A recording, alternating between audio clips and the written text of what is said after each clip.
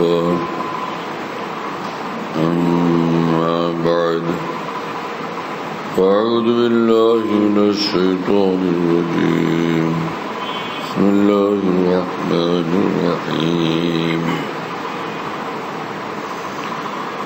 إنا عرضنا الأمانة على السماوات والأرض والجبال فأبين أن يحملنها وأشفقن منها وحملها الإنسان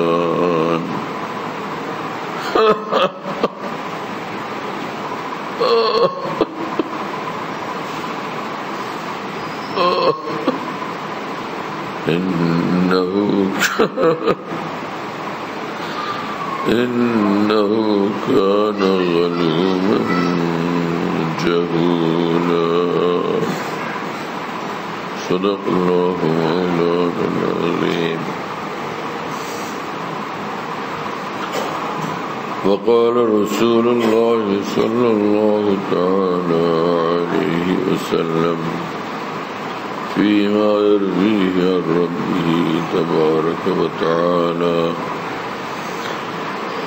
وجبت محبتي للمتحابين فيا والمتجالسين فيا والمتزاورين فيا والمتبادلين فيا.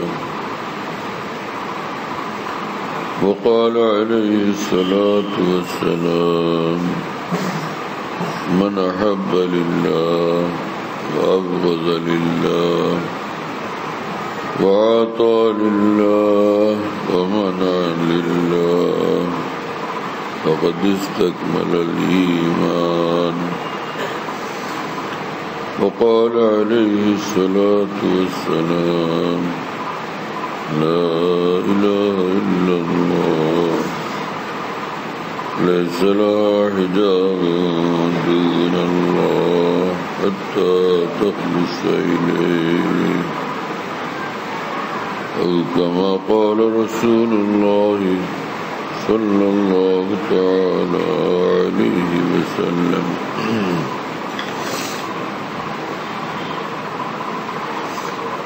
আল্লাহ পাক জল্ল জালালহু ওয়া মানওয়ালুহু আমাদের সকলকে মাফ করে দেন। খাঁটি মানুষ, খাঁটি মুসলমান আল্লাহ আমাদেরকে বানায় দেন। জান্নাতুল ফিরদাউস আমাদের জন্য মঞ্জুর করেন। আল্লাহর মহব্বত, আল্লাহর রাসূল সাল্লাল্লাহু আলাইহি ওয়াসাল্লামের মহব্বত আল্লাহ পাক আমাদেরকে দান করেন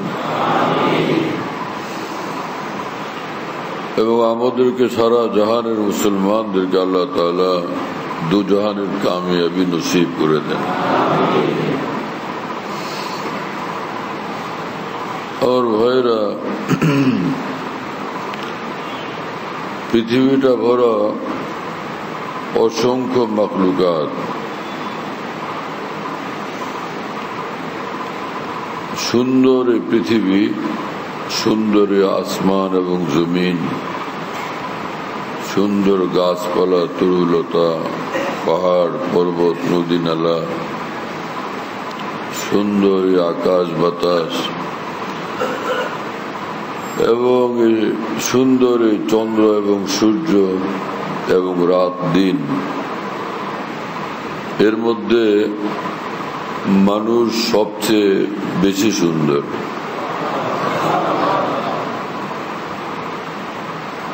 বিশাল এই মাহফিলের মধ্যে, এই মাহফিলে প্রধান এবং মূল হলো এই মানুষ, বাকি সব হলো শুধু আয়োজন। বাকি সব কি? শুধু আয়োজন। আসল হলো দুলা, প্যান্ডেল, খাওয়া দাওয়া, মেহমান, বিরিয়ানি, পোলাও, কুরমা যা সেখানে চলে সবটা হলো দুলার উপলক্ষে আয়োজন। মেন হলো দুলা। এই পৃথিবীতে সব কিছুই শুধু আয়োজন, আর মেন হলো এই মানুষ। মানুষ মূল। মানুষের প্রশংসা আল্লাহ পাক পবিত্র কোরআনে বয়ান করছেন যে ওয়াত্তিন ওয়াজ্জাইতুন ওয়াতুরি সিনিন ওয়াহাদাল বালাদিল আমিন লাকাদ খালাকনাল ইনসানা ফি আহসানি তাকওয়িম। আল্লাহ পাক বলেন, তিনের কসম, জৈতুনের কসম, পবিত্র মক্কা নগরীর কসম, নিঃসন্দেহে আমি মানুষকে সবচেয়ে সুন্দর করে বানাইছি। আল্লাহর নজরে মানুষ সবচেয়ে সুন্দর। সুবহানাল্লাহ। তাহলে ভাই, আমাদের সুন্দর হয়ে থাকার দায়িত্ব কতটা? আল্লাহ যখন বলেন যে তোমাদেরকে সুন্দর বানাইছে, সুন্দর হয়ে থাকা চাই না অসুন্দর হয়ে? হ্যাঁ, ঈদের দিনে বাবা পোশাক নিয়ে আসছেন, ভালো ভালো পোশাক। স্বামী পোশাক নিয়ে আসছেন স্ত্রীর জন্য। সবাই কালো পোশাক, ময়লা পোশাক, 10 বছরের ছেঁড়া পুরানা পোশাক এগুলি পরছে। এই ঈদ উপলক্ষে আনা নতুন পোশাক পরে নেই। বাবা খুশি হবেন? স্বামী খুশি হবেন যে এত কষ্ট করে এই ঈদের বাজার করলাম, তোমরা সব পুরানা ময়লা পোশাক, ছেঁড়া পোশাক পরছো কি জন্য? হ্যাঁ, রাসূল আকরাম সাল্লাল্লাহু আলাইহি ওয়াসাল্লাম বলেন, ইন্নাল্লাহ জামিল ইউহিব্বুল জামাল। নিঃসন্দেহে আল্লাহ পাক সুন্দর, এবং সুন্দর হয়ে থাকাটা তিনি পছন্দ করেন। অনেকে এমন ভাবে থাকে, দেখলে মনে হয় যে ভাই কি এটা, টুপি কালা, দাড়ি আউলা ঝাউলা, পোশাক ময়লা ঝয়লা, অপরিষ্কার, অপরিচ্ছন্ন, অগুছালো। এটা ইসলামের শিক্ষা না। ইসলাম মানুষকে সুন্দর জীবন উপহার দেয়, চমৎকার জীবন উপহার দেয়। সবচেয়ে সুন্দর মানুষ, আর আল্লাহ পাক সুন্দর হয়ে থাকাকে পছন্দ করেন। তাহলে মানুষ সুন্দর হবে কিসের দ্বারা? এ তো এক বিষয় না। সুন্দর হয়ে থাকা আল্লাহ পছন্দ করেন। রাসূলুল্লাহ সাল্লাল্লাহু আলাইহি ওয়াসাল্লাম আয়না দেখলে বলতেন, আল্লাহুম্মা আনতা হাসানতা খালকি ফাহাসসিন খুলুকি, বা আল্লাহুম্মা আনতা আহসানতা খালকি ফাআহসিন খুলুকি। হে আল্লাহ, আপনি আমাকে সুন্দর বানাইছেন, আমার আকৃতি, গঠন, দেহ সুন্দর। আল্লাহ, আমার চরিত্র এবং জীবনটাকেও সুন্দর বানায় দেন। তাহলে বোঝা যায় যে সুন্দর মানুষের সুন্দর হওয়ার পদ্ধতি হলো যে আল্লাহর পছন্দের জিন্দগি বানানো, আল্লাহর সন্তুষ্টিওয়ালা জিন্দগি বানানো। যে মানুষ যত বেশি নিজেকে আল্লাহর পছন্দ মতো সাজায়, সে তত বেশি সুন্দর। চেহারার আকৃতিতে এবং রঙে ফেরাউনও সুন্দর হইতে পারে, নমরুদও সুন্দর হইতে পারে, আবু লাহাব, আবু জাহালও সুন্দর হইতে পারে, কিন্তু ভিতরে যদি আল্লাহর প্রতি বিশ্বাস না থাকে, আল্লাহর মহব্বত না থাকে, আল্লাহর ভালোবাসা না থাকে, এই সুন্দর চেহারার মানুষ ভিতরটা কালো হওয়ার কারণে এটা অসুন্দর। হযরত বেলাল রাদিয়াল্লাহু তাআলা আনহুর চামড়ার রং কালো, কিন্তু হৃদয়ে আল্লাহর ভালোবাসার আলো। সারা জাহানের নমরুদদের চেয়ে, সারা জাহানের সুন্দর চেহারার ফেরাউনদের চেয়ে নিঃসন্দেহে বেলাল বেশি সুন্দর। শুনতেছেন ভাইরা? এজন্য মুসলমান যখন লা ইলাহা ইল্লাল্লাহ পড়ে, তো সে লাখ কোটি চন্দ্র থেকে সুন্দর হয়ে যায়। মুসলমান যখন সেজদায় মাথা রাখে, লাখ কোটি পূর্ণিমার চাঁদের চেয়েও সে সুন্দর হয়ে যায়। কারণ রাসূলুল্লাহ সাল্লাল্লাহু আলাইহি ওয়াসাল্লাম বলছেন, কোন মুমিন যখন লা ইলাহা ইল্লাল্লাহ বলে, তো আল্লাহ এবং এই বান্দার মাঝখানে, এই লা ইলাহা ইল্লাল্লাহর মাঝখানে কোনো পর্দা থাকে না।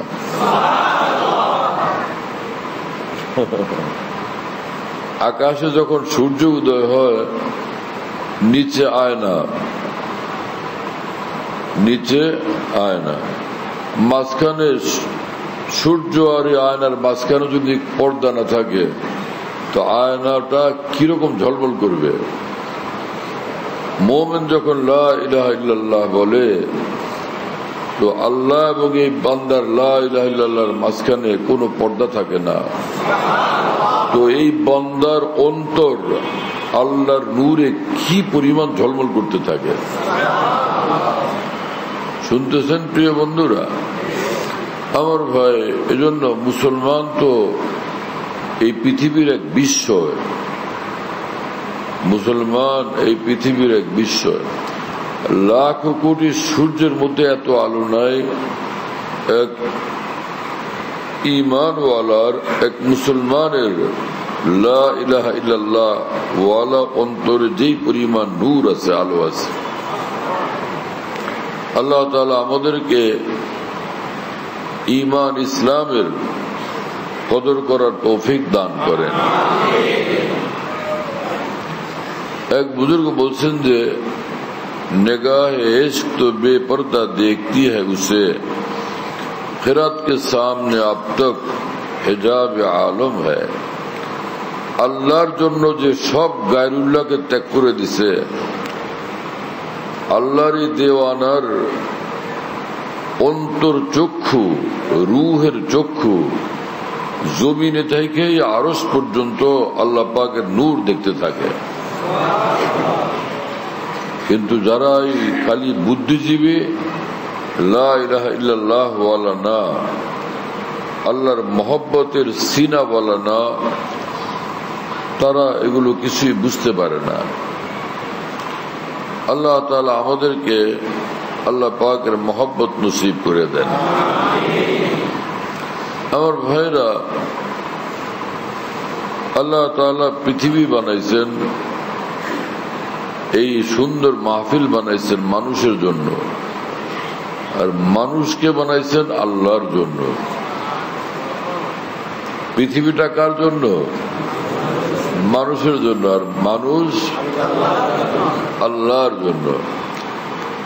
হযরত মুফতি শফি সাহেব रहमतुल्लाह अलैह बोलें जे क्यों न हो रोज अजल से हो चुकी तकसीम कार, मैं हूँ मालिक के लिए और कुल जहां मेरे लिए। অনেক আগেই আল্লাহ পাক সিদ্ধান্ত চূড়ান্ত করছেন যে আমি মাওলার, আমি থাকবো মাওলার, সারা জাহান আমার। অনেক আগে এই সিদ্ধান্ত ফাইনাল করছেন আল্লাহ তাআলা। এই জন্য এক বুজুর্গ বলেন যে আব ও আতিশ খাক ও বাদ বন্দান, যে এই পৃথিবীর যত মাখলুক, গাছপালা, তরুলতা, পাহাড় পর্বত, নদী নালা, আসমান জমিন, চন্দ্র সূর্য, তো এরা সব হলো আল্লাহর ওই মাখলুক যারা মানুষের খাদেম।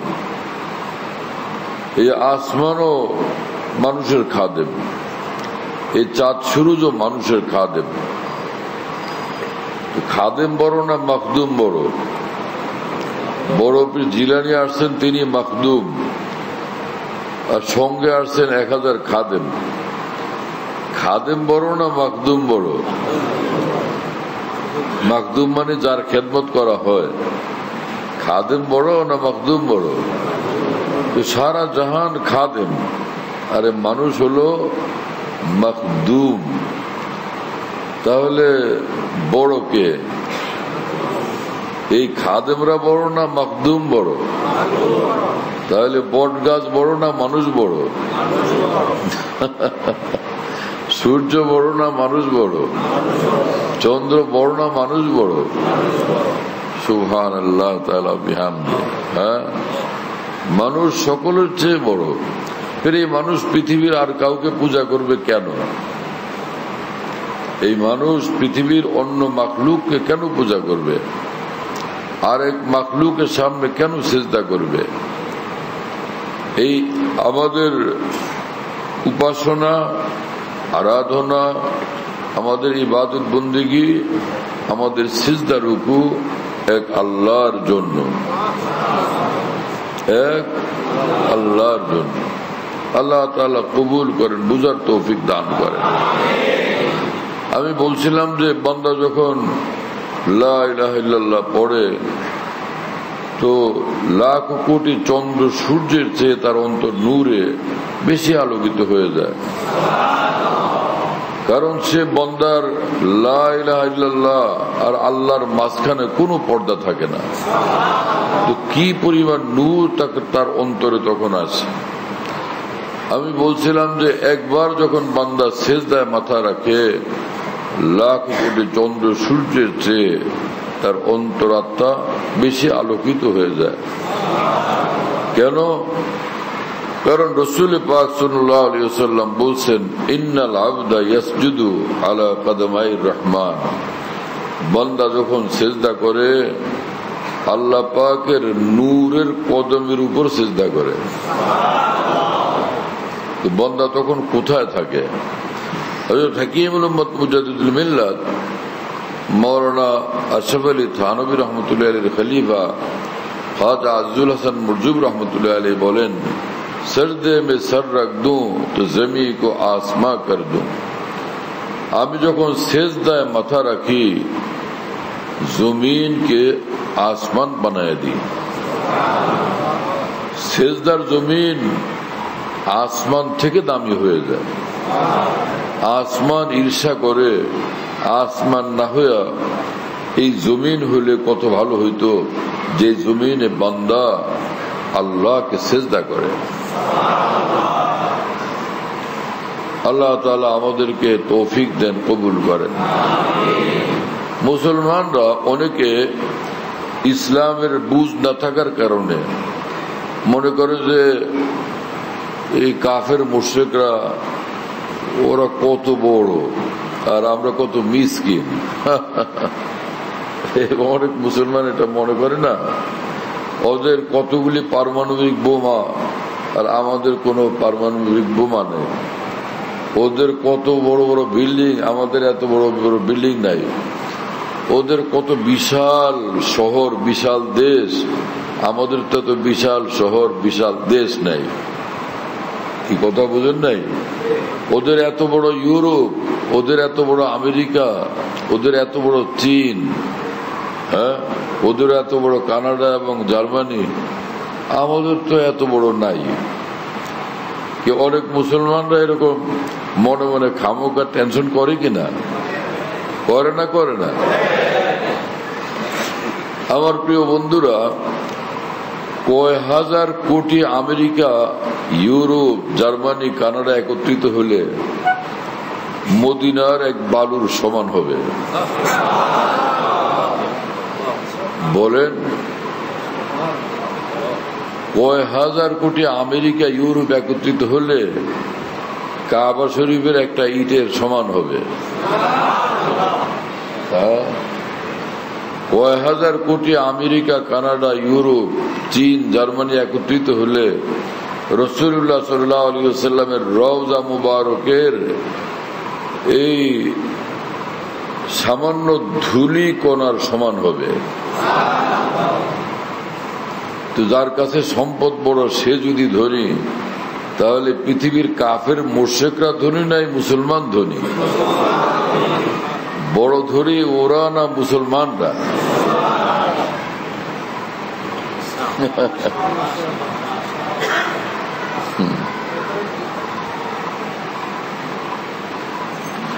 অনেক সময় কথা মানুষ গায়ের জোরে বলে, আর এক সময় কথা বুঝায় বলে, যুক্তির আলোকে বলে। আমি যেটা বললাম এটা কি গায়ের জোরে না এমনি যুক্তির আলোকে? এটা বিবেকে ধরে নাকি গায়ের জোরে? বিবেকে ধরে এটা। হ্যাঁ, মাশাআল্লাহ।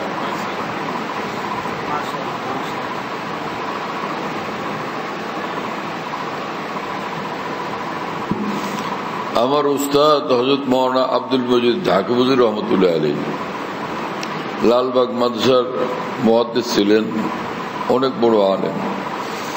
হযরত হাকিমুল উম্মত থানভীকে দেখছেন, মুফতি শফি সাহেব রহমতুল্লাহ আলাইহির সঙ্গে ইসলাহি সম্পর্ক ছিল। হযরত মাওলানা শামসুল হক ফরিদপুর রহমতুল্লাহর প্রিয় মানুষ ছিলেন মাওলানা আব্দুল মজিদ ঢাকাবুজুর রহমতুল্লাহ আলাইহি। আপনারা হয়তো অনেকে দেখছেনও ঢাকাবুজুরকে, কামরাঙ্গীচরে বাসা ছিল। হুজুর আজব আজব কিচ্ছা শুনাইতেন। আর ঢালকানগরের হাজিরা এই বড় মজা করে হুজুরকে ঘিরে ধরতো এবং মজা করে শুনতো। হুজুর এক কিচ্ছা শুনাইছিলেন, আমার উস্তাদ ঢাকাবুজুর হুজুর। এক লোক মাছ ধরতে গেছে সাগর পাড়ে, সারা রাত অনেক জাল মারছে, মাছ টাছ পায়নি, মন খারাপ। ভোরবেলা যখন ফিরে আসবে দেখে যে একটা বড় একটা পাথরের টুকরা। তো মনে করলো যে কিছুই তো হলো না, এটা নিয়ে যায় ঘরের সামনে, এটা রাখলে ওই ঘরে উঠতে নামতে, এটার মধ্যে পা দিয়া উঠতে নামতে আরাম হবে, সুবিধা হবে। বুঝেন নাই? ওইটা নিয়ে আসছে, আয়না ওই ঘরের সামনে রাখছে যে উঠে নামে। আর ওই লোক রাত্রিবেলা ঘরের বাইরে যাইতে ভয় পায়, আর একলা যাইতে আরো বেশি ভয় পায়। রাত্রে যখন ঘুম থেকে জাগে, বয়স হয়েছে, বারবার পেশাব ধরে, তো বউরে বলে যে তুমিও উঠো, একলা ডর লাগে। তারে বলে এখানে দাঁড়াও, আমি পেশাব করি।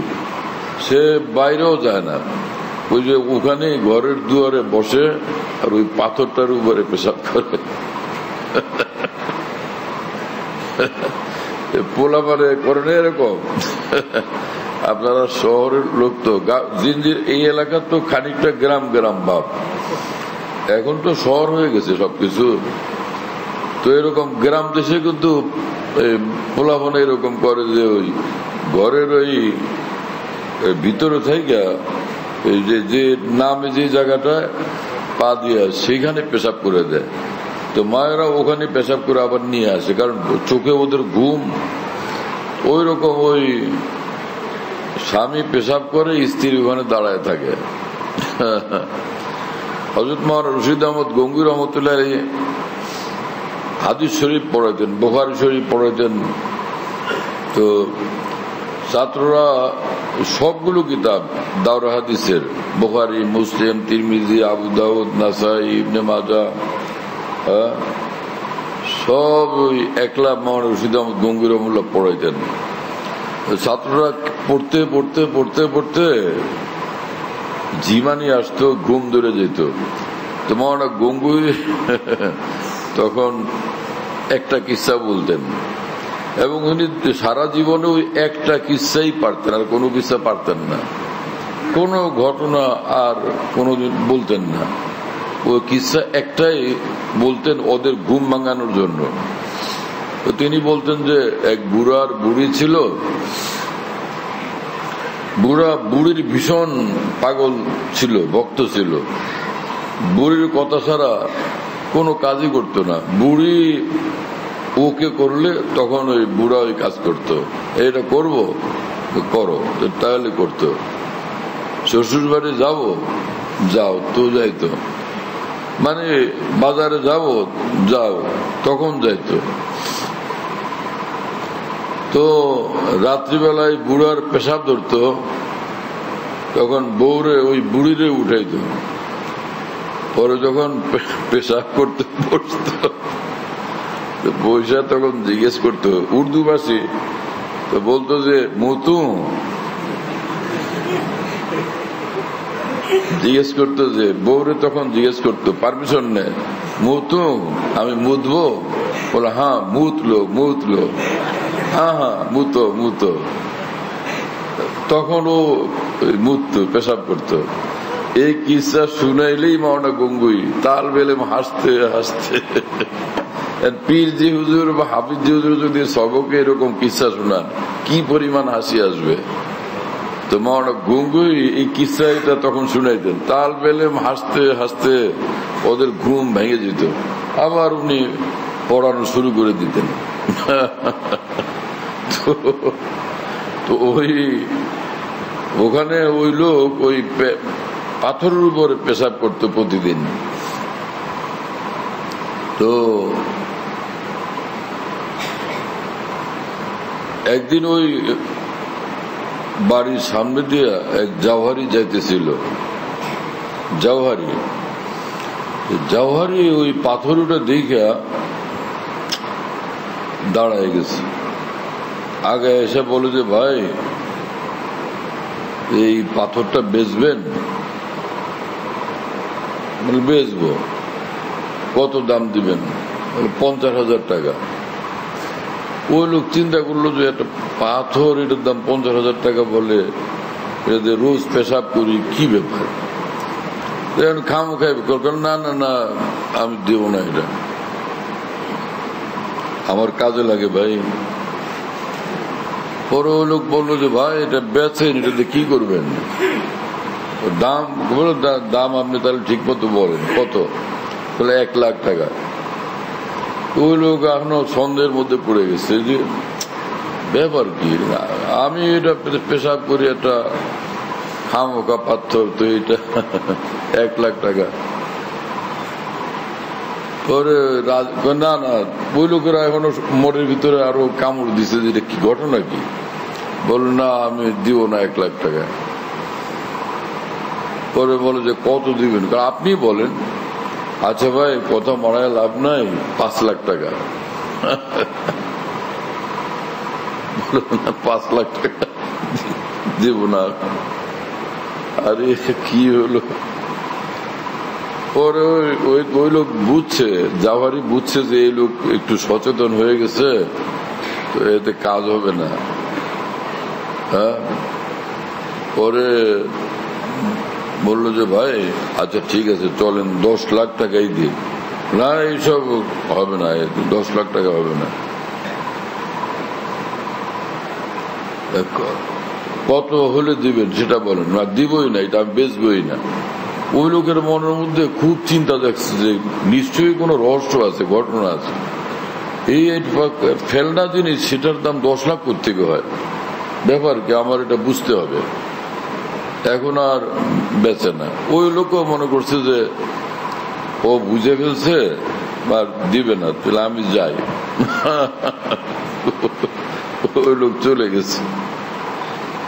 মনে মনে চিন্তা করছে ও তো দিবে না, গভীর রাত্রে এসে চুরি করে নিয়ে যাব। গভীর রাত্রে আসবে তো নিয়ে যাবে, সমস্যা নেই, পয়সাও দেওয়া লাগলো না। সন্ধ্যাবেলা বুড়া বুড়ি দুজনে পরামর্শ করে যে ব্যাপারটা কি, যে ফেলে রাখলাম এটা পাথর, সেটার দামই 50,000, 1 লাখ, 5 লাখ, 10 লাখ, এটা নিশ্চয়ই কোনো দামি জিনিস মনে হয়, আমরা এটা চিনি নাই। কদরে গৌহর শাহ বেদানাত ইয়া বেদানাত গৌহর, হ্যাঁ, তারপরে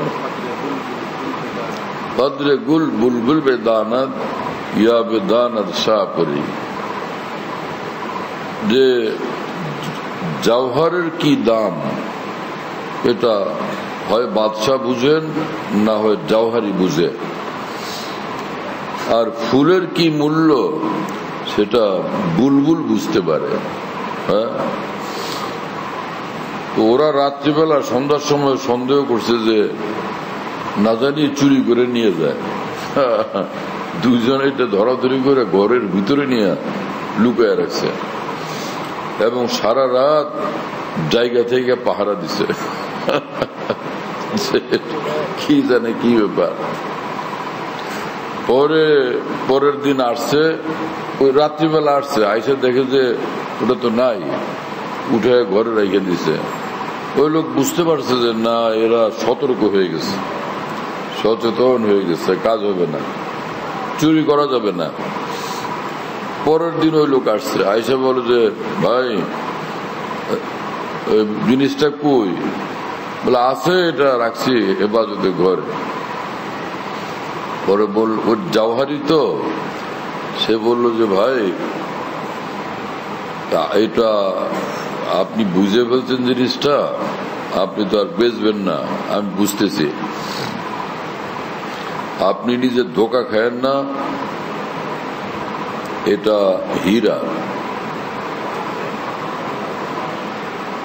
এটা খাঁটি হীরা, আমিও কিনতে পারবো না, এই এলাকার কোন স্বর্ণকার, দোকানদার, জওহারি কেউ কিনতে পারবে না, পয়সা নাই কারো কাছে এতগুলো।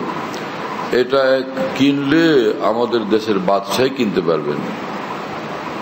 এজন্য ভাই আমি তো পাবোই না, তো মনে করলাম যে বেজাগায় আপনিও যাতে ধোকা না খান, আপনি কারো কাছে এরকম এটা বিক্রি করেন না, তাহলে আপনি ধোকা খাবেন। সেই লোক তো হতবাক, ইয়া আল্লাহ, এই কবে নিয়ে আসছিলাম এই পাথর, আর এতদিন পরে আজকে চিনলাম যে এটা পাথর না, হীরা। শুনতেছেন প্রিয় বন্ধুরা? আমার প্রিয় বন্ধুরা, আল্লাহর কসম, প্রত্যেক মুসলমান 7 আসমান জমিন ভরা হীরা থেকে বড় হীরার মালিক।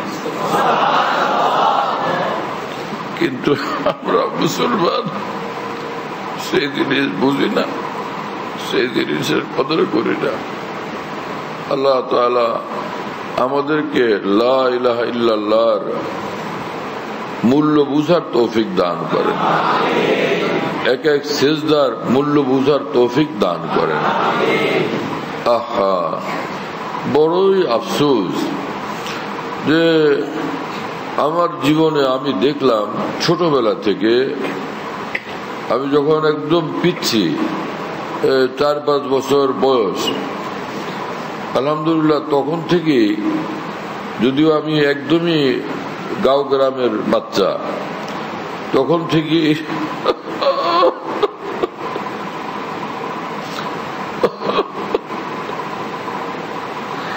অন্তরে আলেম ওলামাদেরকে দেখলে মহব্বত লাগছে, আউলিয়া বুজুর্গানে দ্বীনকে দেখলে মহব্বত লাগছে। কেন জানি আশপাশে কোথাও কোন আল্লাহর ওলি আসছেন শুনলে দিল পাগল হয়ে যেত, মনটা অস্থির হয়ে উঠত সে আল্লাহর ওলিকে দেখার জন্য। কাছে এক মাদ্রাসা, আমি ছোট বাচ্চা, এই 6-7 বছর বয়স হবে, ওখানে এক বুজুর্গ আসছেন, তো তাকে দেখতে খুব মন চায়। গেলাম সেখানে, মাদ্রাসা, বিশাল মাহফিল, এই হুজুরকে নিয়ে এই ঘরের মধ্যে এমন এক জায়গায় রাখছে, এটা একটা ঘর, তার মধ্যে এই পর্দা লাগাইছে, আবার পর্দা লাগাইছে, তার সাইডে এক কিনারায় একটা পর্দা দিয়ে রুম মতো, ছোট্ট রুম মতো বানাইছে, বানায়া সেখানে ওই বুজুর্গকে রাখছে। আমি ওই ঘরের সামনে গিয়ে দাঁড়াইছিলাম। তো হ্যাঁ, ছটফট করতেছিলাম।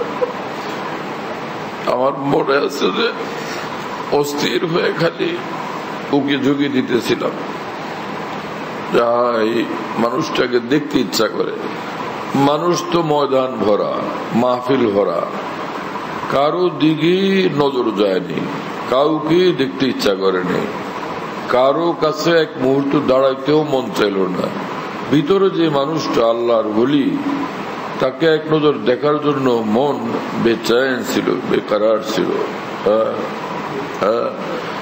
जी भर के देख लो ये जमाल जहां फरूज, ये जमाल नूर फिर दिखाया न जाएगा।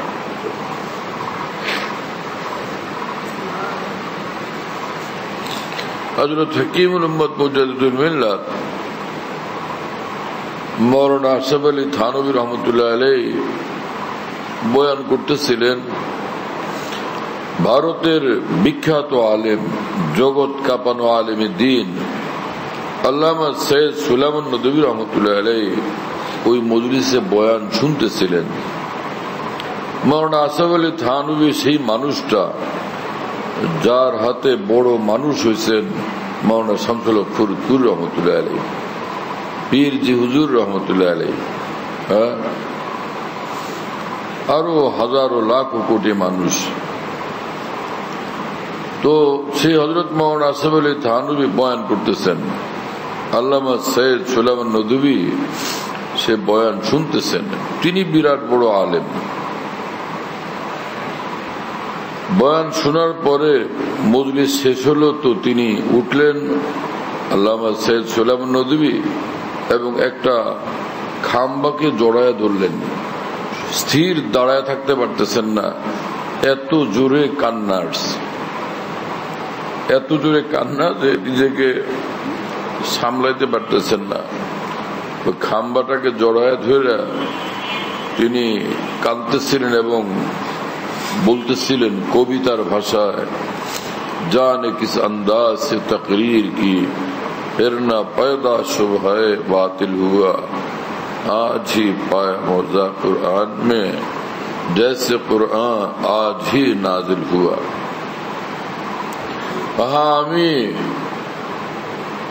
মানুষের নজরে জগৎ বিখ্যাত একজন আলেম, কোরআন হাদিস তো আমি পড়ছি, আমি কোরআনের ব্যাখ্যা করতে পারি ঘন্টা ঘন্টা, কিন্তু এই মানুষটা, এই হযরত থানভী আজকে যখন আল্লাহর দ্বীন, আল্লাহর কোরআনের ব্যাখ্যা দিতেছিলেন, আমার মনে হলো কি যেন কোরআন এই মাত্র আসমান থেকে ওনার উপর নাজিল হইতেছে। এত নূর ওনার জবানে, এত তাসির ওনার জবানে কোরআনের ব্যাখ্যা শুনলে। আল্লাহ আল্লাহ আল্লাহ। পরে জোশে এসে, মহব্বতের জোশে, ফিনিশিং এ তিনি লোকদেরকে লক্ষ্য করে বলতেছিলেন যে জি ভর কে দেখ লো ये जमाल जहां फरूज, ये जमाल नूर फिर दिखाया न जाएगा। ভাইরা, এই আল্লাহর ওলি, এটা আল্লাহর নূর, আপাদমস্তক আল্লাহর নূরই নূর। এই মানুষটা প্রাণ ভরে আজকে দেখো, একদিন আসবে আর তাকে দেখতে পাবে না। এজন্য জমিনে কোন আল্লাহর ওলি যদি পাওয়া যায়, হি কে ইসরাফিলে বক্তান দাউলিয়া মুরদারা জিশা হায়াতে বেবাহা। মাওলানা জালালউদ্দিন রুমি রহমতুল্লাহ আলাইহি বলেন, আমার ভাই, কোন খাঁটি আল্লাহর ওলি যদি তুমি পেয়ে গেছো, তো এই জমানার ইসরাফিল এর সঙ্গে তোমার দেখা হয়েছে।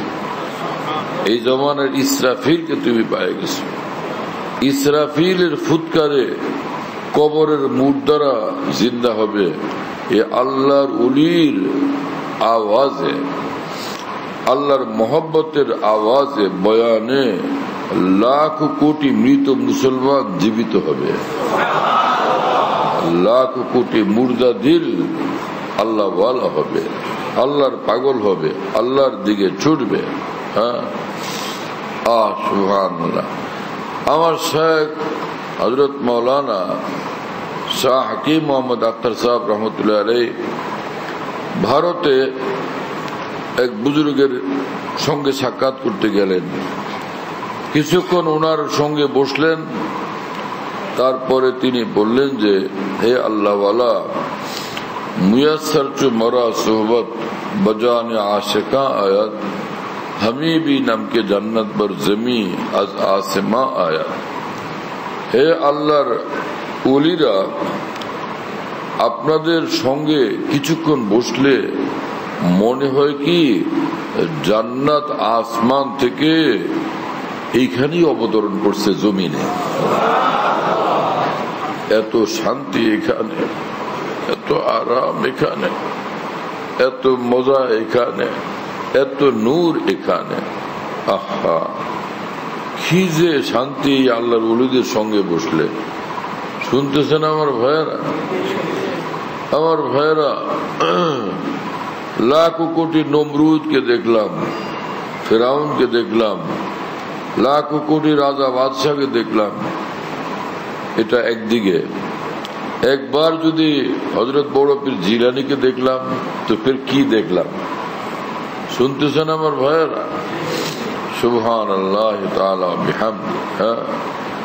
আল্লাহ তাআলা আল্লাহর ওলিদের মহব্বত আমাদের নসিব করেন এবং খাঁটি আউলিয়াদের সঙ্গে মহব্বতের সম্পর্ক রাখা এই জীবনটা কাটানোর তৌফিক দান করেন। সুবহানাল্লাহ, আল্লাহু আকবার। মাওলানা শামসুল হক ফরিদপুর রহমতুল্লাহ আলাইহির কথা আপনারা মনে হয় শুনছেন, তাই না? এই আপনাদের এই অঞ্চলে ছিলেন তো, তিনি জিঞ্জিরাতে না ছিলেন? এই মানুষটা দারুল দেওবন্দে পড়তেন। প্রত্যেক বৃহস্পতিবার 18 মাইল পায়ে হাইটা হাকিমুল উম্মত মাওলানা আশরাফ আলী থানভীর নিকট যাইতেন, তাকে একটু দেখার জন্য, তার সোহবতে বসার জন্য, তার কাছ থেকে আল্লাহর মহব্বত পাওয়ার জন্য। এইভাবে দারুল দেওবন্দে যত কাল পড়ছেন, বহু বছর পর্যন্ত প্রত্যেক বৃহস্পতিবারে যাইতেন, শুক্রবারে সন্ধ্যায় আবার দারুল দেওবন্দে হাইটা ফিরে আসতেন। 18 মাইল পায়ে হাইটা এইভাবে প্রত্যেক বৃহস্পতিবার যাওয়ার আশা। কোনো কিছু না পাইলে এমনি কি যাইতেন? নিশ্চয়ই কোনো একটা কিছু পাইতেন, সেই জিনিসের জন্য এইভাবে যাইতেন। আল্লাহ আমাদেরকে আল্লাহর ওলি বানায়া দেন, আল্লাহর মহব্বত নসিব করে দেন। হযরত কাজী সানাউল্লাহ পানিপতি রহমতুল্লাহ আলাইহি ভারতে অনেক বড় আলেমে দ্বীন ছিলেন, তাফসিরে মাজহারির যিনি লেখক। আরবি ভাষায় অনেক বড় ধরনের তাফসির লিখছেন, আত-তাফসিরুল মাজহারি। এই কিতাবের লেখক তিনি মালা বুদ্দা মিনহু কিতাবের মধ্যে লিখছেন যে, হে মুসলমান, ও আম্মা নূরে বাতিনে পয়গম্বর সাল্লাল্লাহু আলাইহি ওয়াসাল্লাম বাস আসিনা দুরবেশাঁ বায়াত জুস্ত। রাসূলুল্লাহ সাল্লাল্লাহু আলাইহি ওয়াসাল্লামের অন্তরাত্মার নূর এই যুগেও যদি তোমরা পাইতে চাও তো কোন আল্লাহর ওলির সিনা থেকে তোমাদের সেটা নসিব হবে। এত বড় আলেম, এত বড় বুজুর্গ, তিনি এই কথা লিখছেন। আল্লামা আনোয়ার শাহ কাশ্মীর রহমতুল্লাহ আলাইহি অনেক বড় আলেম ছিলেন। হাজার হাজার বড় বড় আলেম মুহাদ্দিস তার হাতে পয়দা হয়েছেন। বুখারী শরীফ তার কাছে সারা বছর পড়ার পর বৎসরের শেষে বুখারী যেদিন খতম হলো, সেই অনুষ্ঠানে ওই ওনার ছাত্রদের মাথায় নিজের হাতে পাগড়ি পরায়া দিয়া পরে তিনি বললেন, হে উলামায়ে কেরাম, আমি আনোয়ার শাহর নিকট তোমরা বুখারী শরীফ পড়লা, এগুলো আল্লাহর রাসূল সাল্লাল্লাহু আলাইহি ওয়াসাল্লামের কথা এবং ভাষা। এই বুখারী শরীফের হাদিসের মধ্যে যে নূর, আল্লাহ রাসূল সাল্লাল্লাহু আলাইহি ওয়াসাল্লামের সেই নূর যদি অর্জন করতে চাও, কোন আল্লাহর ওলির কাছে যাও, কোন আল্লাহ ওয়ালার কাছে যাও। আল্লামা সৈয়দ সুলাইমান নদভী রহমতুল্লাহ আলাইহি বলতেন, মাদ্রাসায় যাবা, সেখান থেকে কোরআন হাদিসের জাহিরি ইলম এটা তোমরা অর্জন করবা, এর গভীরে যে নূর আছে সে নূর অর্জনের জন্য কোন আল্লাহ ওয়ালার কাছে যাও। সেই আল্লাহ ওয়ালা, সেই নিজামুদ্দিন আউলিয়ার সঙ্গে উঠা বসার বরকতে তোমার জিন্দেগিটা ধুইয়া পরিষ্কার হয়ে যাবে, তাদের দোয়ার নূরে, তাদের সোহবতের নূরে, তাদের তালিম তরবিয়তের নূরে। তো এর বরকতে অন্তরের পর্দা যখন দূর হয়ে যাবে, কোরআন হাদিসের গভীর পর্যন্ত নূর দেখার চক্ষু খুলে যাবে। আমি বলতেছিলাম যে ভাইরা, যে ছোটবেলা থেকে আলহামদুলিল্লাহ আলেম উলামা, ওলিয়া উলিয়া দেখার জন্য আল্লাহ পাক এক ব্যাকুলতা আলহামদুলিল্লাহ দান করছিলেন। আমার মনে আছে, এই ৬-৭ বছর বয়স হবে, এরকম বয়সে আমাদের ভোলা লালমোহনে শুনলাম যে ভারত থেকে এক বুজুর্গ আসছেন। সেই গাঁও গ্রাম, নিজের বাড়ি থেকে পর্যন্ত আসতে কয়েক মাইল দূরে পায়ে হেঁটে সেখানে গেছি। গিয়া দেখলাম যে কি সুন্দর চেহারা, জৌনপুর থেকে এক বুজুর্গ আসছেন, এরকম সাদা পোশাক, সাদা পায়জামা, আর পায়জামাটা ছিল চোস্ট পায়জামা বলে না, যেটা একদম লাইগা থাকে, ওই রকম পায়জামা ওনার পরনে দেখছিলাম। উর্দুতে বয়ান করলেন, শুনলাম, জীবনে প্রথমে উর্দু শুনলাম। এত ছোটবেলা উর্দু কি বুঝতাম, কিন্তু ওই মানুষটার চেহারা মনে আছে, কি নূর ভরার চেহারা। মর্দে হক্কানি কি পেশানি কা নূর, কব ছুপায় রহতা হ্যায় পেশে যিশুর, সিবাহু ফি বুজুহিহিম মিন আসরি সুজুদ, ইযা রূ যিকরাল্লাহ। কোন খাঁটি আল্লাহ ভালা যদি হন, কোন খাঁটি নিজামুদ্দিন আউলিয়া যদি হন, কোন খাঁটি শামসুদ্দিন তাবরিজি, জালালউদ্দিন রুমি যদি কেউ হন, তো তার চেহারার মধ্যে যে আল্লাহ পাকের নূর ভাসতে থাকে, এটাকে কোনোভাবে লুকায় রাখা যায় না। আমাদের এই জিঞ্জিরা এদিকে একটা কি জায়গা আছে, ওখানে এক আমাদের পীর ভাই থাকতেন, পীরজি হুজুরের পুরানা খাদেম রায়হান ভাই। উনি কথায় কথায় বলতেন, হেমিয়া আল্লাহর ওলিদের কাছে যে যাও, দেখলেই বুঝবা, টের পাইবা। পরে তিনি বলতেন, শোনো, আগুন কি গামছা দিয়ে বাইন্দা লুকায় রাখা যায়? আগুন যে কি গামছা দিয়ে পেঁচায় লুকানো যায়? যেটা গামছা দিয়ে ঢাকা রাখ, এটা আগুন যাতে কেউ দেখতে না পায়, আগুনের গামছা দিয়ে ঢাকা যায়, লুকায় রাখা যায়? কোন আল্লাহর ওলির চেহারার নূরকে ওইভাবে লুকায় রাখা যায় না। যাই হোক, তো ওই মানুষটার ওই চেহারা দেখলাম। আমার তখনকার সময়ে এটা মনে আছে যে সর্বশেষ উনি যখন বায়াত করেন সব মানুষকে, তখন তিনি বলতেছিলেন যে তওবা কিয়া मैंने सब बुरी बातों से और सब बुरे कामों से। এইটুকু শুধু আমার মনে আছে ওই বয়ানের মধ্যে, আর কিছু মনে নেই। तौबा किया मैंने सब बुरी बातों से और सब बुरे कामों से। तौबा করলাম সব খারাপ কাজ থেকে, সব খারাপ কথা থেকে। এই একটা কথাই ওনার আমার সারা জীবন আলহামদুলিল্লাহ মনে ছিল এবং আছে, আর বাকি মনে নেই। কিন্তু সারা জীবন আমি যেখানেই ওয়াজ নসিহত বয়ান শুনছি, অধিকাংশ ক্ষেত্রে আমি লক্ষ্য করলাম, দেখলাম যে ওয়াজ নসিহতের মধ্যে অনেক জায়গাতে মুসলমানদেরকে অনেকে বড় কড়া কড়া কথা বলেন, কঠিন কঠিন কথা বলেন। এই মুসলমানের দাড়ি নাই, এই বিষয়ে ভীষণ শক্ত কোনো কথা, মুসলমান নামাজ পড়ে না ইত্যাদি। কি কথা বুঝতেছেন? কিন্তু এই কথাটা আমাদের খেয়াল থাকে না, তিনি মুসলমান, তিনি আবু লাহাব তো না, তিনি মুসলমান, তিনি ফেরাউন তো না, তিনি মুসলমান, তিনি নমরুদ তো না। সিনাতে তার কালেমার নূর আছে, সিনাতে তার তাওহীদের নূর আছে। আহা, ডক্টর ইকবাল মরহুমকে আল্লাহ মাফ করেন, জান্নাতে বড় মর্তবা দান করেন।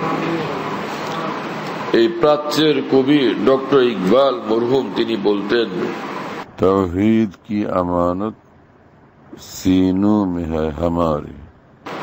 হে মুসলমান, তাওহীদের মতো এত বড় সম্পদ, ঈমানের মতো এত বড় সম্পদ আমাদের সিনাতে আছে। তাওহীদ কি আমানত सीनू में है हमारे, आशा नहीं मिटा देना नामो निशान हमारा।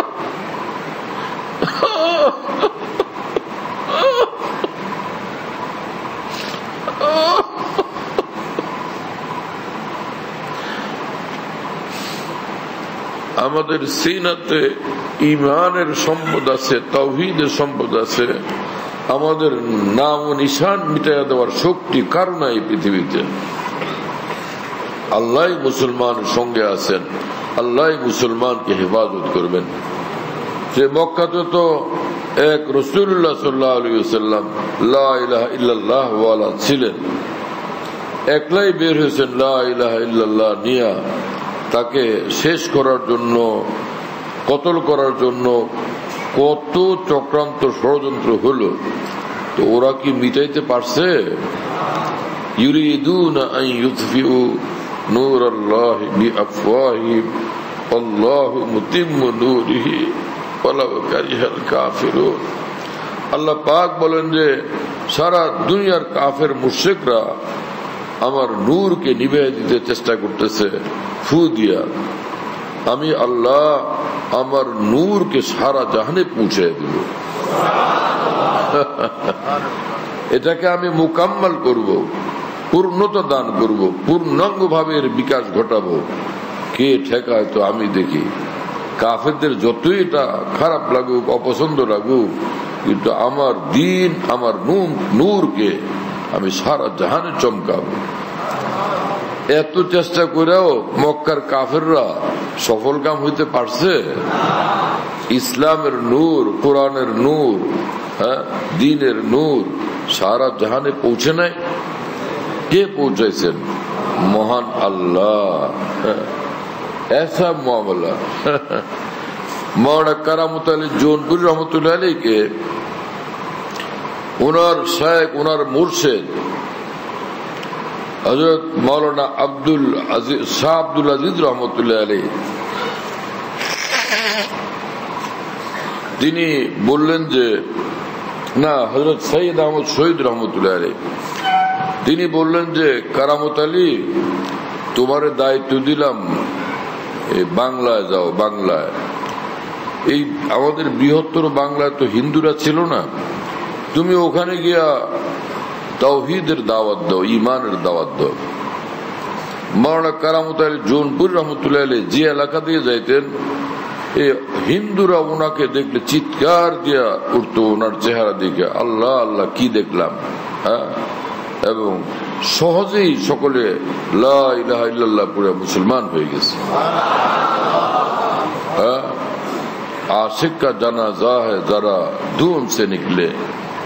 इमाम अहमद इब्ने हम्बल रहमतुल्लाह अलैह इंतकाल হইছে, ওনার জানাজা নিয়ে যখন যাওয়া হইতেছিল, তো ওনার জানাজা দেখা 40,000 কাফের মুসলমান হয়ে গেছে। আল্লাহ, কি হলো, কি ব্যাপার? এসা জানাজা, বিশাল মানুষের ভিড়, মানুষগুলো পাগল দেওয়ানা হয়ে নিয়ে যেতেছে। সে জানাজার সঙ্গে এমন নূর ছিল আল্লাহ পাকের যে সে জানাজা দিকেই 20,000 বা 20,000 না 40,000 কাফের মুসলমান হয়ে গেছে। মুসলমান যদি সত্যিকার মুসলমান হয় তো আল্লাহ আল্লাহ তার লাশ দিঘা পর্যন্ত, জানাজা দিঘা পর্যন্ত কাফের মুসলমান হয়ে যায়। আমার শেখ আরিফ বিল্লাহ মৌলানা শাহ হাকিম মাহমুদ আখতার সাহেব রহমতুল্লাহ আলাইহি করাচি থেকে তিনি সফর করলেন সাউথ আফ্রিকাতে। হযরতের মেজবান ছিলেন ইদ্রিস লাসানি, হাজি ইদ্রিস লাসানি, অনেক বড় ধনী মানুষ সাউথ আফ্রিকার। উনি ওনার ড্রাইভারকে পাঠাইছেন যে এয়ারপোর্ট থেকে আমার শাইখকে নিয়ে আস, নিজেও আসছেন। তো এই ড্রাইভার সে হলো খ্রিস্টান। হ্যাঁ, ড্রাইভার আমার শাইখকে নিয়ে বাসায় ফিরছে।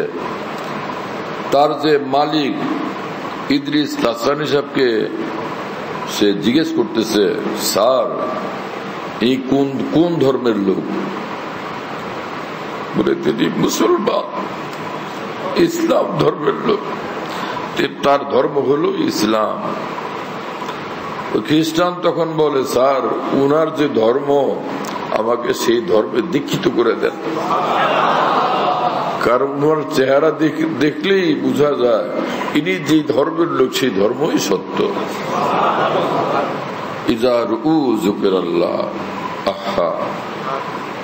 সচ্চা মুসলমানের খাঁটি বলি যদি হয়, তার চেহারার মধ্যে নূর ঝলমল করতে থাকে।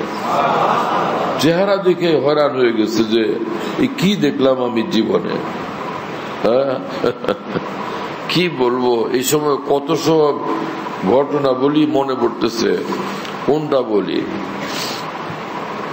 শুধু এই কোরআন, এর যে কি শক্তি, সারা জাহানের জাদুতে এত শক্তি নাই যে কোরআনে পাকের এক একটা আয়াতের মধ্যে যে শক্তি। শুনতেছেন ভাইরা? হ্যাঁ, যদি আমরা কোরআন সত্যিকার ভাবে পড়তে জানতাম, কোরআনের আওয়াজ শুনে পৃথিবীতে কোটি কোটি কাফের মুসলমান হয়ে যেত। কোরআনের এত সৌন্দর্য, এত ভীষণ সম্মোহনী শক্তি এই পবিত্র কোরআনের মধ্যে আছে। কোরআনের যে কি মজা, এটা যদি বুঝতে চান, অনুভব করতে চান, তো আরব দেশে যান, আরবি লোকের মুখে কোরআনের তেলাওয়াত শুনবেন। শুনতেছেন ভাইয়ারা? যে মক্কা শরীফে, মদিনা শরীফে হাজী সাহেবরা যান, আর এই যে কোরআন তেলাওয়াত করে না তারা, এই ইমাম সাহেবরা, আল্লাহু আকবার, সেই যখন তেলাওয়াত শুরু করে নামাজের মধ্যে, মন চায় যে তেলাওয়াত যেন শেষ না করে, পড়তে থাকুক পড়তে থাকুক পড়তে থাকুক, এমন তেলাওয়াত করে। কথা বুঝতেছেন ভাইয়া? লিইলাফি কুরাইশ সূরা পারেন না? লিইলাফি কুরাইশিন ইলাফিহিম না, রিহলাতা শিতাই ওয়াস সাইফ ফালইয়াবুদু রব্ব হাযাল বাইত। ফালইয়াবুদু মানে সবাই যেন, অতএব সবাই যেন ইবাদত করে রব্ব হাযাল বাইত, এই ঘরের মালিকের। ওই যে কাবা শরীফ, এই ঘরের মালিকের মানে এই ঘর হলো কাবা শরীফ, এই আল্লাহর এই ঘর। মক্কা শরীফের ইমাম কারি আব্দুর রহমান সুদাইস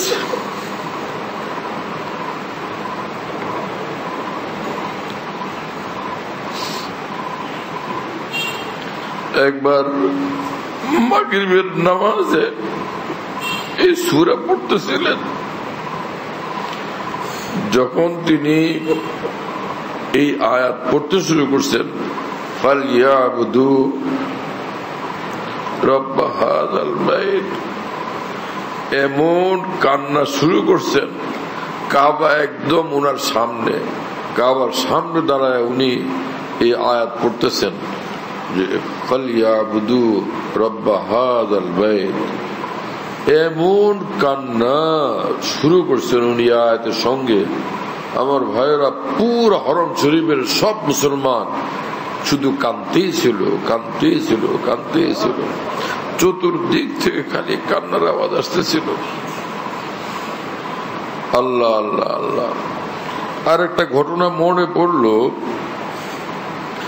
শুনলে আমাদের ফায়দা হবে, সেজন্য বলি।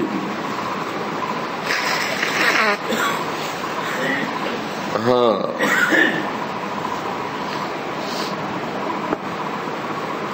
এই গুলশানে এক যুবক মুসলমান, ইংরেজি শিক্ষিত, উচ্চ শিক্ষিত, সে নাস্তিক, আল্লাহ রসুল দিন ধর্ম কিচ্ছু মানে না। আল্লাহ আমাদেরকে দিনের উপরে অটল অবিচল জিন্দগি দান করেন।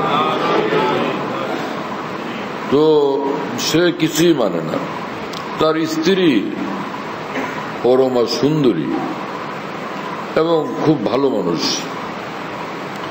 স্বামী তাকে ভীষণ পছন্দ করে, ওই নাস্তিক স্বামী ভীষণ ভালোবাসে। আর ওই স্ত্রীটা, যুবতী এই মেয়েটা, সে একদম খাঁটি মুসলমান। সে কোরআন শরীফ তেলাওয়াত করে, তো স্বামী বাধা দেয় না, তোমার পড়তে মন চায় পড়ো। নামাজ পড়ে, স্বামী বাধা দেয় না, তোমার ইচ্ছা, আমিও স্বাধীন, তুমিও স্বাধীন। আমি ধর্ম মানি না, মানলাম না, তোমার মন চায় তুমি ইসলাম অনুসরণ করবা, করো, আমার কোনো আপত্তি নেই। সে আবার এই উদার চেতা।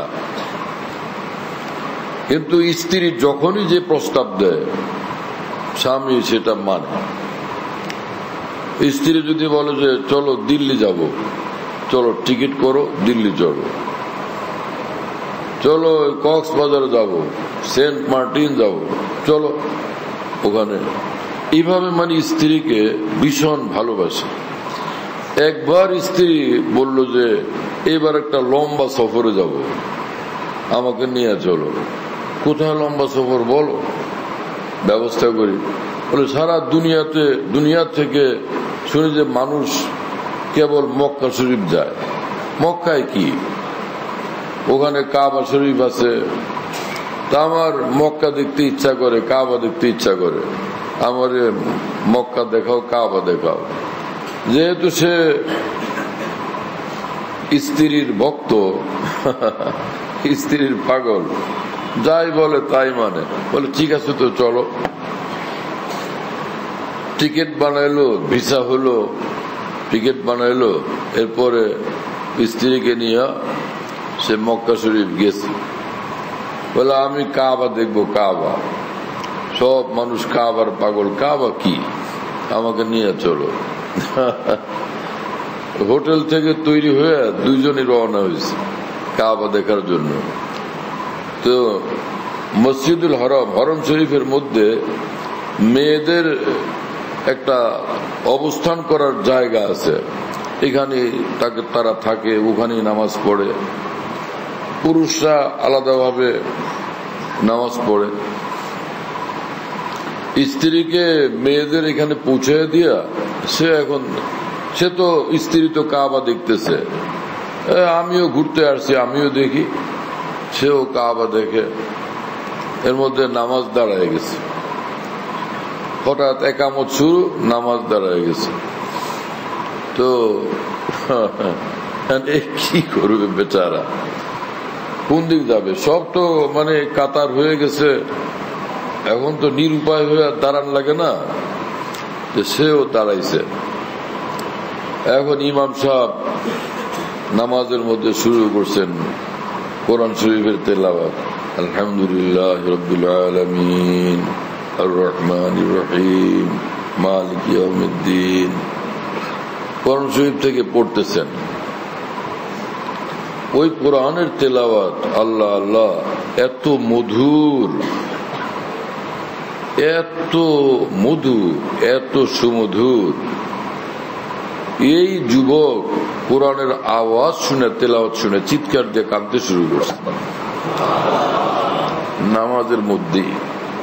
এই পৃথিবীতে অনেক কিছু শুনলাম, এত গান শুনলাম, এত বাদ্য শুনলাম, হায় আজকে কি শুনলাম, হৃদয়কে কাড়ে নিয়ে যেতেছে। ওই নামাজের মধ্যে কোরআনের যে তেলাওয়াতের আওয়াজ আসতেছিল, সেটা শুনে এমন কান্না, কাঁদতে কাঁদতে শেষ। এবং নামাজের পরে সেই স্ত্রীর সঙ্গে দেখা করে বলল, বাস আমি তো মুসলমান। ইসলাম আর ঈমান তার অন্তরে আল্লাহ পাক নসিব করে দিয়েছেন। শুধু কোরআনের তেলাওয়াত শুনে এরকম তার অন্তর প্রভাবিত হয়ে গেছে। আল্লাহ আল্লাহ, ইসলাম কত সুন্দর, কত সুন্দর, কত সুন্দর। দুনিয়ার কোন দেশ, জাতি, কোন ধর্মে ইসলামের মতো এত সুন্দর আমল নেই, এত সুন্দর জীবনধারা নেই। কি নামাজ, কি আজান, আশ্চর্য। আল্লাহু আকবার। মুয়াজ্জিন যখন আজান শুরু করে, আল্লাহর কসম মনে হয় কি আসমান জমিন সহ কাঁপতেছে আজানের ধ্বনিতে। রহ গয়া রসমে আজান, রূহ বিলালি রাহি, ফলসফা রহ গয়া, তালকিন গজালি না রাহি। ডক্টর ইকবাল মরহুম বলেন যে, হায় আজকে খালি আজানের নিয়মটা, রসমটা রয়ে গেছে। হযরত বেলাল যে রূহ দিয়ে আজান দিতেন, সেই রূহ কোথায় আজকে? বেলালের রূহ কোথায়? রূহে বেলাল দিয়া যদি কেউ আজান দেয়, আজকেও এই পৃথিবী নতুন ভাবে জাগ্রত হবে, নতুন ভাবে আন্দোলিত হবে, নতুন ভাবে আলোড়িত হবে। বেলালের আজানের মধ্যে এত তাকত ছিল, এত শক্তি ছিল। রাসূলুল্লাহ সাল্লাল্লাহু আলাইহি ওয়াসাল্লামের ওফাত হলো, আল্লাহ রসুল দুনিয়ার থেকে চলে গেলেন। হযরত বেলাল বললেন যে, এই শূন্য মদিনায় আমি থাকতে পারবো না। যেই মদিনায় আমার রসুল নাই, যেই মদিনায় ভোর হইতো আমার রসুলের সঙ্গে সাল্লাল্লাহু আলাইহি ওয়াসাল্লাম, যেই মদিনায় সন্ধ্যা হইতো আমার রসুলের সঙ্গে, নামাজ পড়তাম আমার রসুলের সঙ্গে, দিন রাত দেখতাম আমি আমার প্রিয় রসুলকে, আজকে সেই মদিনা আমার রসুল থেকে শূন্য। এটা আমি বরদাস্ত করতে পারবো না। পরে তিনি সিরিয়াতে চলে গেছেন, ওখানেই থাকতেন। একবার রাসূলুল্লাহ সাল্লাল্লাহু আলাইহি ওয়াসাল্লাম স্বপ্ন যুগে বললেন, স্বপ্নের মধ্যে বললেন, বেলাল তুমি এত দূরে থাকো, আমার কাছে আসো না, তুমি আমার কাছে আসো না। হযরত বেলাল ঘুম থেকে জাগলেন, অস্থির হলেন, মদিনার উদ্দেশ্যে ছুটলেন। মদিনাতে যখন মানুষ জানতে পারছে চতুর্দিকে যে হযরত বেলাল আসছেন, হযরত বেলালকে এক নজর দেখার জন্য চতুর্দিক থেকে মানুষ পাগলের মতো স্রোতের গতিতে ছুটে আসতেছে যে আল্লাহ রসুল সাল্লাল্লাহু আলাইহি ওয়াসাল্লামের পাগল দেওয়ানা বেলাল আসছেন মদিনাতে। হযরত হাসান হুসাইন রাদিয়াল্লাহু আনহুমা রাসূল সাল্লাল্লাহু আলাইহি ওয়াসাল্লামের নাতি, হযরত ফাতেমা রাদিয়াল্লাহু আনহার সন্তান, তো তারাও হযরত বেলালকে দেখতে আসছেন।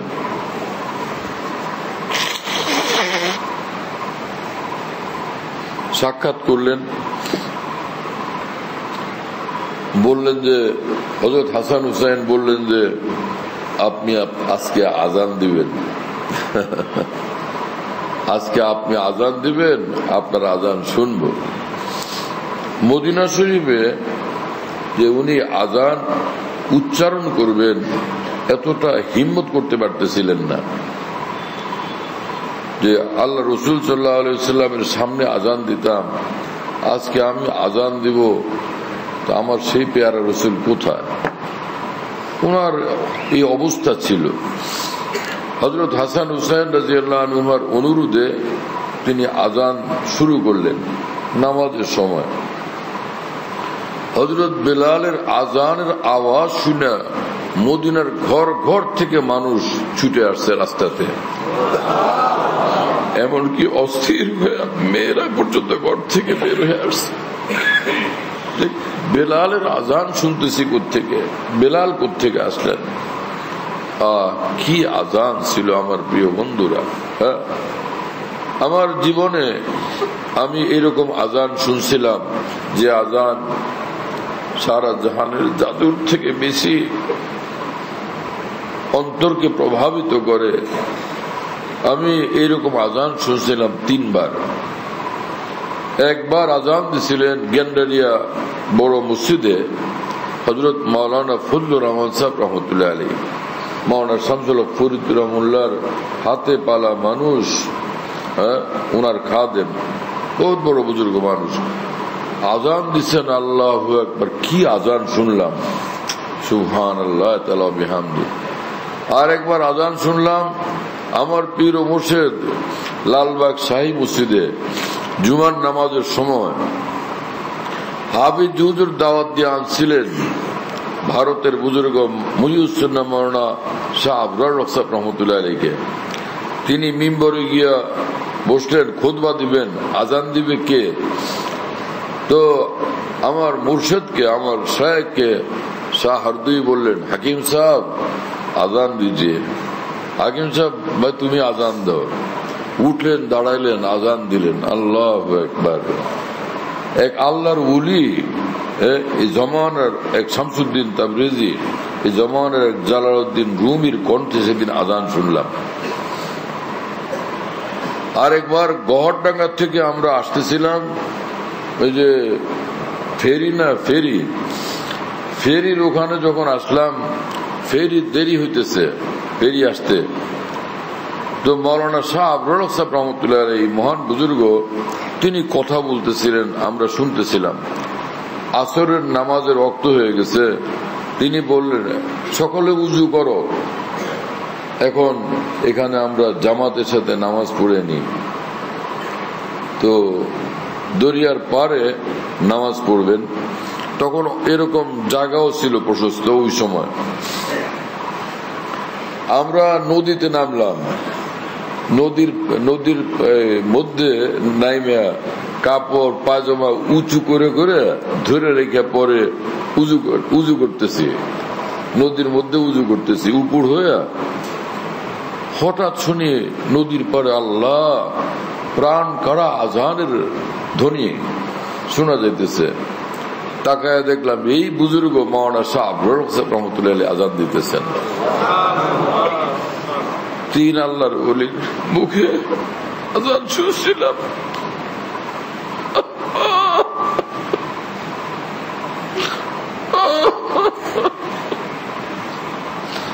अल्लाह रह गया रस्म अज़ा रूह बिलाल न रही फलसफा रह गया तलकीन गजाली न रही। আজানের মধ্যে কি মধু, আজানের মধ্যে কি শক্তি। মক্কা শরীফে মদিনা শরীফে যখন আজান দেয়, কাবা শরীফের আজান, মসজিদ নববীর আজান, আল্লাহ আল্লাহ, সে প্রাণ কেড়ে নিয়ে যায়। মানুষ খালি আজান শোনার অপেক্ষায় থাকে কখন মুয়াজ্জিন আজান দিবে।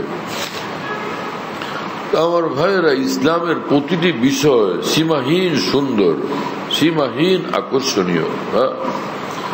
এখন এই মুসলমান যা কিছু আমল করে, তো অনেক সময় আমাদের বয়ান করতে গিয়ে কেউ কেউ বলে অবশ্যই, আরে মিয়া এই নামাজ দিয়ে কি হবে, আজান দিয়ে কি হবে, এই শুক্রবার, কেউ বলে যে এই শুক্রবারের মুসল্লি বলে না, শুক্রবারের মুসল্লি বলে না, যে এটা খালি শুক্রবারের মুসল্লি। কেউ বলে বাৎসরিক মুসল্লি, ঈদের জন্য খালি আসে। আরে ভাই, সে একদিনের ঈদের নামাজ যদি কবুল হয়ে যায়, হইতে পারে এই উসিলায় আল্লাহ ওরে মাফ করে জান্নাত দিয়ে দিবেন।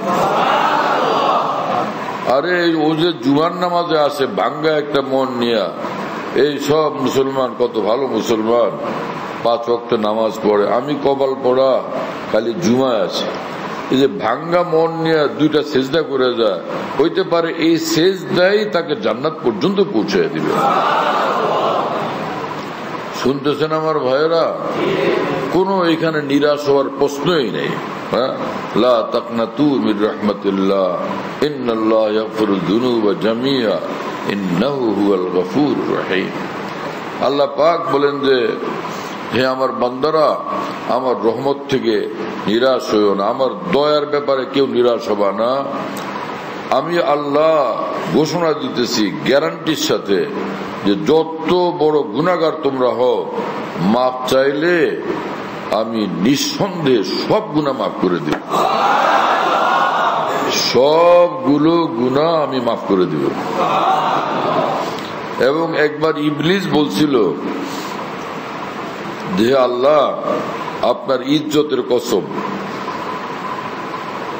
আপনার বান্দাদের ভিতরে, আপনার বান্দার দেহে যতক্ষণ পর্যন্ত প্রাণ থাকবে ওরে নষ্ট করে জাহান্নামে নেওয়ার জন্য সব চেষ্টা আমি করব,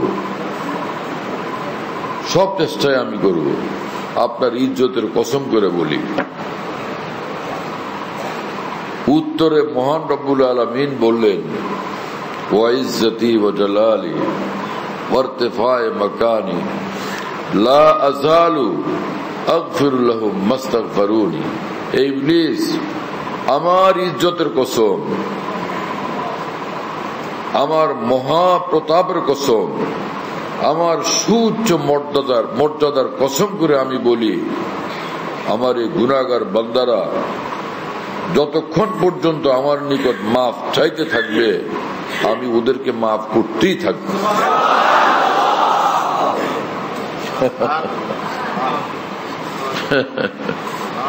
সুবহানাল্লাহ ওয়া বিহামদিহি।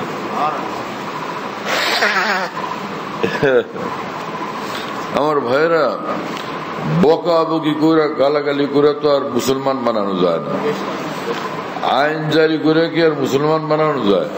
এ তো অন্তরের জিনিস।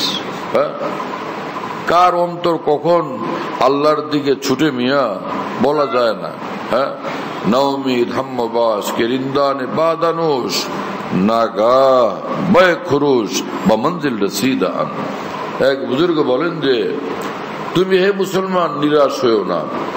এই পৃথিবীতে অসংখ্য হাজার হাজার লাখ লাখ কোটি কোটি মদখোরদেরকে দেখা গেছে যে হঠাৎ জীবনের কোন বাঁক মোড়ে আইসা এমন ভাবে আল্লাহকে ডাক দিছেন যে এক ডাকে এক চিৎকার এসে আল্লাহ পর্যন্ত পৌঁছে গেছে। শুনতেছেন আমার ভাইয়েরা? আমি কি আমার কথা বলি? কোরআন হাদিসের আলোকে বলি, কোরআন হাদিসের শ্রেষ্ঠ ব্যাখ্যাকারীদের রেফারেন্সে বলি। আল্লাহ আমাদের সকলকে কবুল করেন। কারো নিরাশ হওয়ার কোনো প্রশ্নই উঠে না। 10 ছেলে, একটা MA পাস, একটা BA পাস, একটা ডাক্তার, একটা ইঞ্জিনিয়ার, একটা মাস্টার, একটা প্রফেসর, একজন শাইখুল হাদিস, একজন খতিব সাহেব, আরেকটা হলো আন্ধা, ল্যাংড়া, লুলা। সবগুলোরই মা পালেন এবং খাওয়ান। ল্যাংড়াটারে খাওয়ান না, ল্যাংড়াটারে পালেন না, এই আন্ধাটারে তিনি দেখতে পারেন না। আমার ভাইয়েরা, এই পৃথিবীতে মুসলমান, সব মুসলমান। যে তাহাজ্জুদওয়ালা সেও মুসলমান, ওরেও আল্লাহ ভালোবাসেন। যে কাবায় তাওয়াফে মশগুল, তাকেও আল্লাহ ভালোবাসেন। যে কোরআন নিয়ে বসে আল্লাহকে ডাকে, আল্লাহর কোরআন তেলাওয়াত করে, তাকেও আল্লাহ ভালোবাসেন। আর ওই যে গুনাহগার ল্যাংড়া লুলা মুসলমান, আল্লাহর কসম, তাকেও আল্লাহ ভালোবাসেন। কারণ তার সিনাতে ঈমান আছে। সে আবু লাহাব না, সে আবু জাহাল না, সে নমরুদ না। কিন্তু আমরা মুসলমানরা অনেকে সেগুলো খেয়াল করি না। এক্ষেত্রে আমাদের ভুল হয়, ত্রুটি হয়, অন্যায় হয়। আমি আপনাদেরকে কিভাবে বলবো? আমি যেসব কথা বলি তো চিন্তা করি যে বিভিন্ন দৃষ্টিভঙ্গির মানুষ থাকে, বিভিন্ন দৃষ্টিভঙ্গির আলেম থাকেন, বিভিন্ন চিন্তাধারার ইসলামের প্রচারক থাকেন, দরদি মানুষ থাকেন, এক এক আঙ্গিকে এক একজনে ভাবেন এবং বলেন। তো আমি এসব বলি তো অনেক হয়তো কোনো আলেম মানুষ বা দিন দরদি ইসলামের প্রচারকের কোনো সময় না আবার এরকম প্রশ্ন জাগে যে আপনি এত উদারভাবে বলার সাহস কেন করেন? একটু ধমক টমক দিবেন না, ওদের একটু ভয় দেখাবেন না, যাতে সহজে সোজা হয়ে যায়। ভাই, আল্লাহর কোরআন দিয়া যদি সোজা না হয়, আল্লাহর রসুলের কথা শুনে যদি সোজা না হয়, তা আমি কোন জোর দিয়া তারা সোজা করব? কি কথা বুঝেন নাই? আমার দৃঢ় বিশ্বাস, আল্লাহ রসুলের কথা শুনলে মুসলমানের আত্মা জাগবে, ঘুম থেকে জাগবে। আল্লাহর কোরআনের নূরের বরকতে মুসলমান আল্লাহর দিকে আকৃষ্ট হবে। চাই তারে যতই সুযোগ সুবিধা দেন, ওর মধ্যেই কোনো এমন জাদুর চেয়েও অ্যাকশন আছে, ক্রিয়া আছে, যেটা তাকে মুহূর্তে আল্লাহর দিকে টান দিবে। এরকম এক দুইটা ঘটনা মনে পড়লো, বলবো ভাই?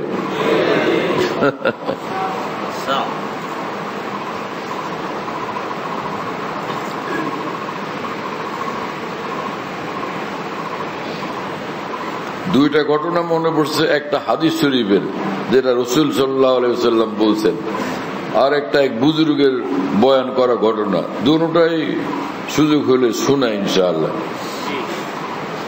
যে রাসূলুল্লাহ সাল্লাল্লাহু আলাইহি ওয়াসাল্লাম বলেন, পূর্ববর্তী কোন উম্মতের দুইজন মুসলমান, একজন খুব আমলওয়ালা, আর একজন মাঝে মাঝে উল্টাপাল্টা করে, কিন্তু দুজনই ঘনিষ্ঠ বন্ধু মানুষ, নামাজ পড়ে, সব আমল করে, হক হালাল মতো চলে, আল্লাহকে ডাকে, ইবাদত বন্দি করে, এইরকম বন্ধু।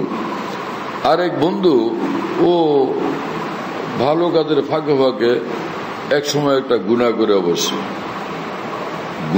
গুনার কাজ, একটা পাপের কাজও করে অবশ্য।